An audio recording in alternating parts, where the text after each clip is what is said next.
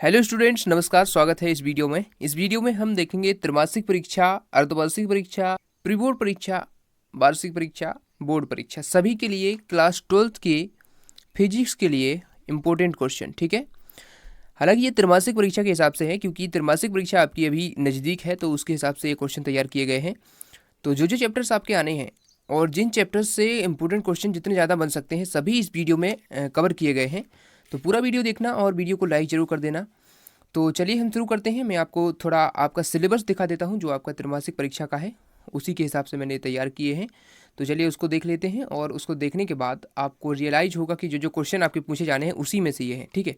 मासिक कैलेंडर आप देख सकते हैं यहाँ पर। आपका कक्षा 12वीं का जो भौतिक का है, यानी कि फिजिक्स का जो मासिक कैलेंडर है, उसके हिसाब से जुलाई माह में आपका विद्युत आवेश एवं क्षेत्र, स्थिर विद्युत विभव तथा धारिता, विद्युत धारा, ये सारे चैप्टर्स जो हैं सितंबर तक के, ये सभी आपको कंप्लीट करने हैं और आपकी यही तिमाही परीक्षा में आपके ये पूछे जाएंगे ये सारे चैप्टर्स। लेकिन जो रिड्यूस सिलेबस के हिसाब से आपका जो सिलेबस कम किया गया है, उसमें अध्याय 5 को हटाया गया है यहाँ पर। तो जो 1, 2, 3 और 4, ये चारों चैप्टर्स हैं आपके तिमाही परीक्षा के लिए इंपॉर्टेंट हैं, सभी ये पूछे जाएंगे। तो इन्हीं के हम जो ऑब्जेक्टिव क्वेश्चन हैं और जो मेन क्वेश्चन जो बनते हैं 4 अंक के, 5 अंक के, 2 अंक के, 3 अंक के, ये सभी हम इस वीडियो में डिस्कस करेंगे। ठीक है। तो चलिए स्टार्ट करते हैं। और यदि अन्य विषयों के आप जो क्वेश्चन हैं इंपॉर्टेंट वो चाहते हैं, तो आप डिस्क्रिप्शन बॉक्स को चेक कीजिए, वहाँ पर आपको लिंक्स मिल जाएंगी, उसके थ्रू आप बायोलॉजी के देख सकते हैं, ऑलरेडी अपलोड कर दिए गए हैं। तो चलिए आज हम फिजिक्स के देखते हैं। यहाँ पर आप देख सकते हैं ये क्वेश्चन प्रीवियस ईयर हैं, और प्रीवियस ईयर क्वेश्चन ही इंपॉर्टेंट होते हैं, क्योंकि बार बार ये पूछे जाते हैं। ठीक है। तो यहाँ पर देख सकते हैं आप, जो फर्स्ट क्वेश्चन है, एक कूलम आवेश में इलेक्ट्रॉनों की संख्या क्या है, ये आपका क्वेश्चन है। और इसका थोड़ा जो सॉल्यूशन है वो भी हमने दे दिया है, ताकि आपको ये यहीं से क्लियर हो जाए। तो देखिए, जो मोस्ट इंपॉर्टेंट क्वेश्चन होते हैं वो कई बार पूछे जाते हैं। ये बहुत ही इंपॉर्टेंट क्वेश्चन है। ये कूलम आवेश में इलेक्ट्रॉनों की संख्या निकालना है, ये 2009 में भी पूछा गया था। ठीक है। तो यहाँ पर आप देख सकते हैं, जो क्यू है, क्यू यानी कि आवेश बराबर एक कूलम। ठीक है। आवेश बराबर एक कूलम होता है। और ई जो होता है, ई इलेक्ट्रॉनिक जो इलेक्ट्रॉन का आवेश होता है, वो होता है 1.6 इंटू 10⁻⁻19 कूलम। ठीक है।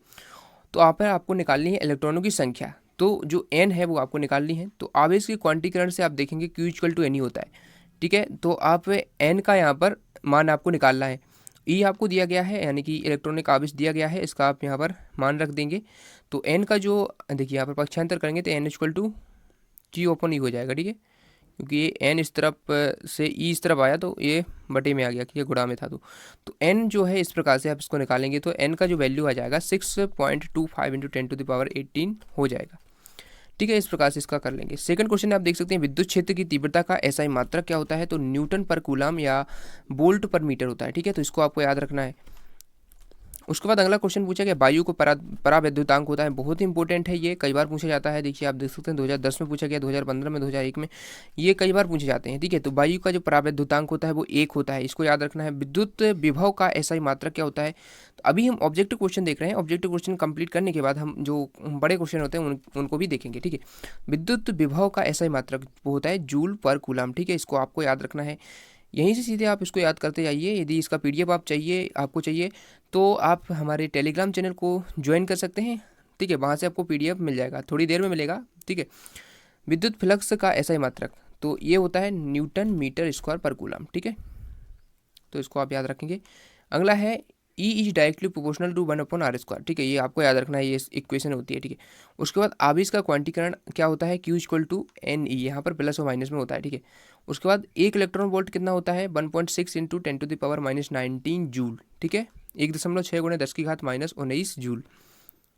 उसके बाद एक कूलम आवेश से गुजरने वाली बल रेखाओं की संख्या। ठीक है। बल रेखाओं की संख्या आपको निकालनी है। तो यहाँ पर इस प्रकार से आप इसको निकालेंगे, क्यू इक्वल टू 1 कूलम लिख लेंगे। ठीक है। एप्सिलॉन नॉट की वैल्यू यहाँ पर लिख देंगे।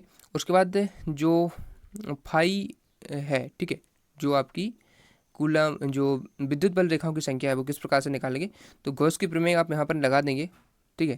तो गॉस की प्रमेय लगाने के बाद इस प्रकार से आप इसको पूरा हल करेंगे, तो जो आपकी विद्युत बल रेखाओं की जो संख्या आ जाएगी वो इस प्रकार से आ जाएगी। ठीक है। उसके बाद देख सकते हैं आवेश का जो विमीय सूत्र होता है वो यहाँ पर दिखा गया है, इसमें आपको याद रखना है। ठीक है। ये होता है m0L0T/A। ठीक है। इस प्रकार से इसको याद रखना है आपको।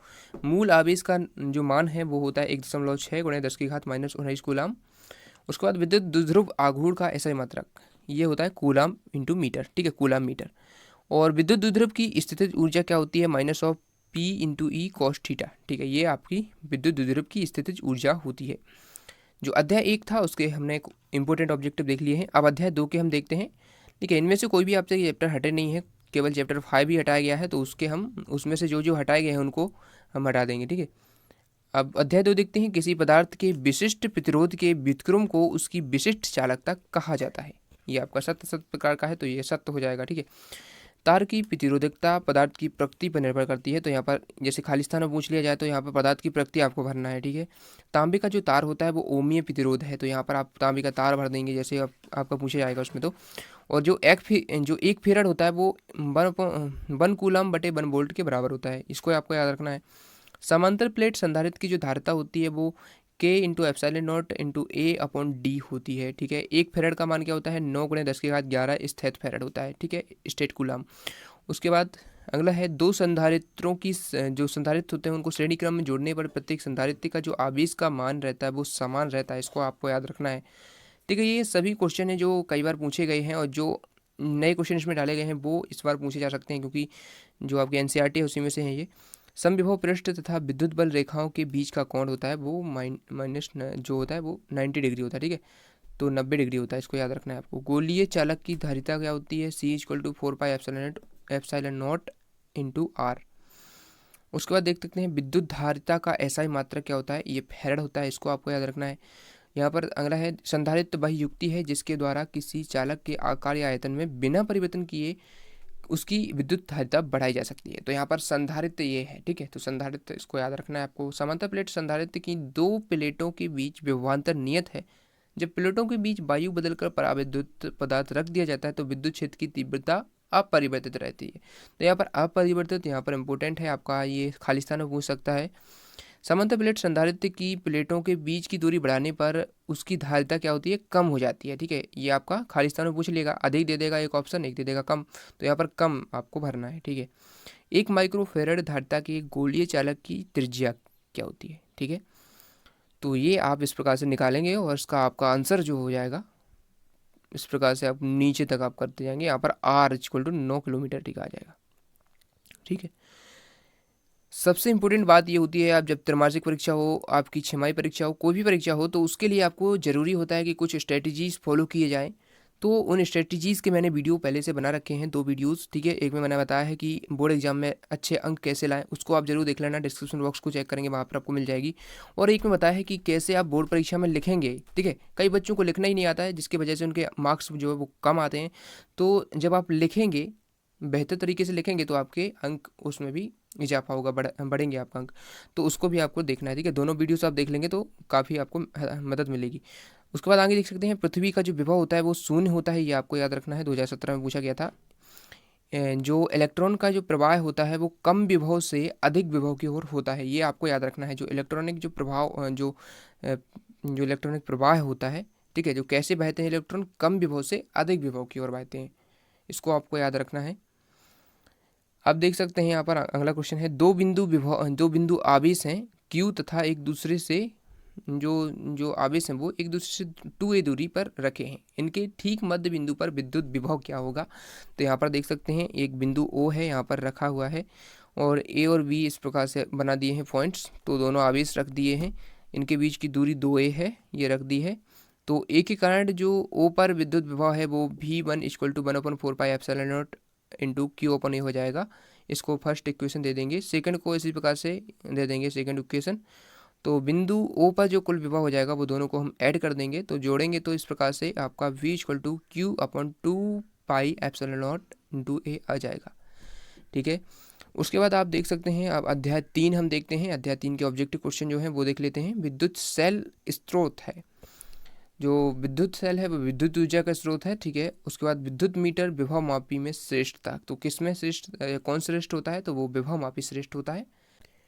अगला जो क्वेश्चन पूछा गया है, विशिष्ट प्रतिरोध का विमीय सूत्र है, तो किस प्रकार से आपको निकालना है, तो आप इसका पूरा प्रोसेस देख सकते हैं। जो विमीय सूत्र आपका आ जाएगा वो आ जाएगा आपका ρ = ml³ T⁻³ A के पावर -2। ठीक है, तो इस प्रकार से आपका ये इसका विमीय सूत्र हो जाएगा। आंतरिक प्रतिरोध यहाँ पर दिया गया है, आंतरिक प्रतिरोध का जो फॉर्मूला है वो आपको याद रखना है, R = R जो बाह्य प्रतिरोध होता है, ठीक है, L/R L1/L2 - 1, ठीक है। ये आपका आंतरिक विद्युत का फॉर्मूला होता है, इसको आपको याद रखना है।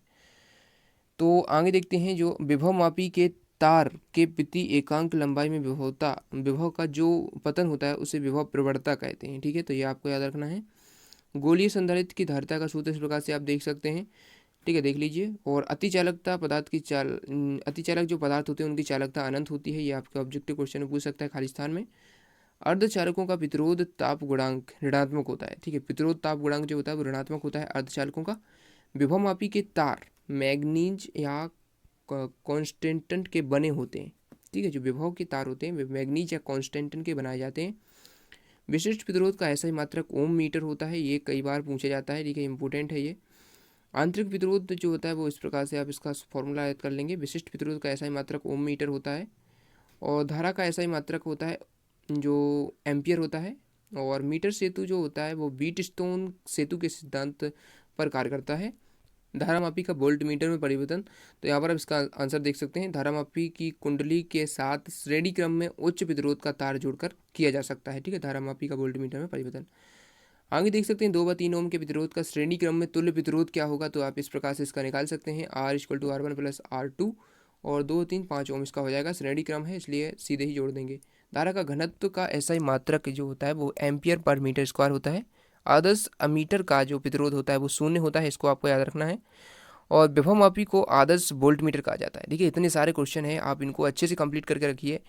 और पीडीएफ मैंने जैसा कि आपको बता दिया है, तो यदि आप चाहते हैं तो आपको डिस्क्रिप्शन बॉक्स में लिंक दी जाएगी टेलीग्राम के, वहाँ से आप इसको डाउनलोड कर सकते हैं, ठीक है।